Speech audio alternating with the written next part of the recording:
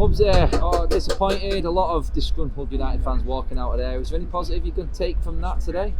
No. No? Where did it all go wrong for you, mate, today? What was the biggest disappointment? I could say referees was a disgrace. I could also say Newcastle spent a long time on the floor. But we all say that. Yeah, they were terrible. So was the referee. He was a proper disgrace. But in terms of United players, Fred was horrible. Fred was an absolute disgrace. I don't want to see him in a United shirt ever again. I don't know what he was up to today, yeah. Keep missing the ball, keep losing the ball, and then missing the chances in the net. He was only lucky he was on today because McTominay was suspended. Who else could replace him? No one. I'm disappointed, man, because like I wanted to see him to do better. We all know he's not good enough. He's not good enough for the team.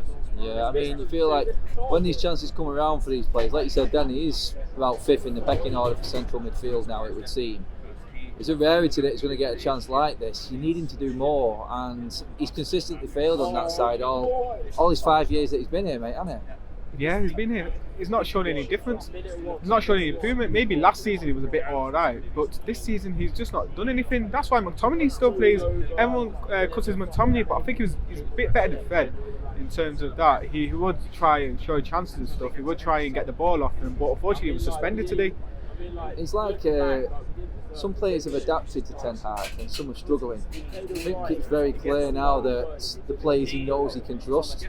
It said a lot today that he didn't make many one substitute, mate. Yeah, it kind of says a lot, doesn't it, really? Yeah, to be honest, yeah, Rashford, I'm glad he came on, but I don't think he should have come off Ronaldo. He's better on the left, maybe for Sancho instead, because Sancho is rubbish. All he does is dribble the ball. He needs to actually try and attack.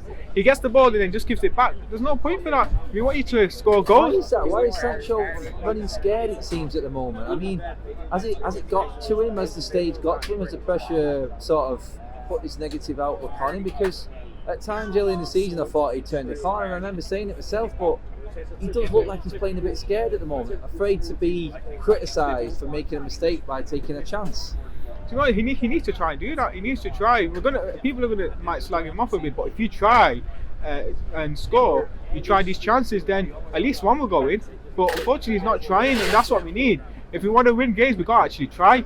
Most of the time, we just dominate possession. We were actually better than Newcastle today. Newcastle only had like a good, decent chance first half where he hit the post or crossbar. Second half, they did nothing. They only had one chance when Fred made that mistake. Other than that, we were all over them, but we just couldn't seem to score. And Fred at the end, when Rashford went past Nick Pope and then gave it to Fred, and Fred just skied it. It's disgraceful. These are the games where you need a clinical striker to score them.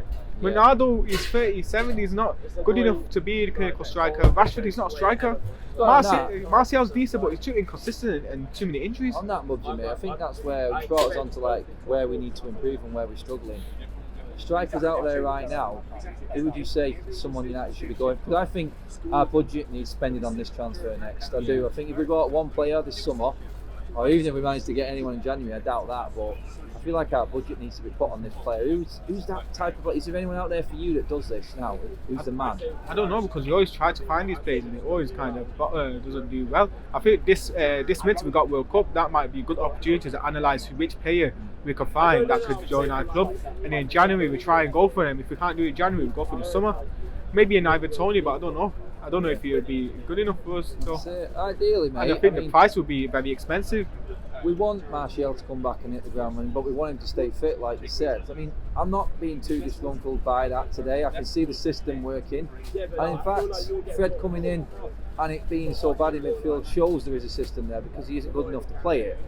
And Ten Hag is very keen on keeping that in place and not deferring away from how he wants to play. You've got to adapt as a player, and if the player doesn't, we know that Fred's not going to start the next game now, and that's a positive I can take from that. But the next two games are Spurs and Chelsea, mate, and ultimately a bit of quality could win the day there again.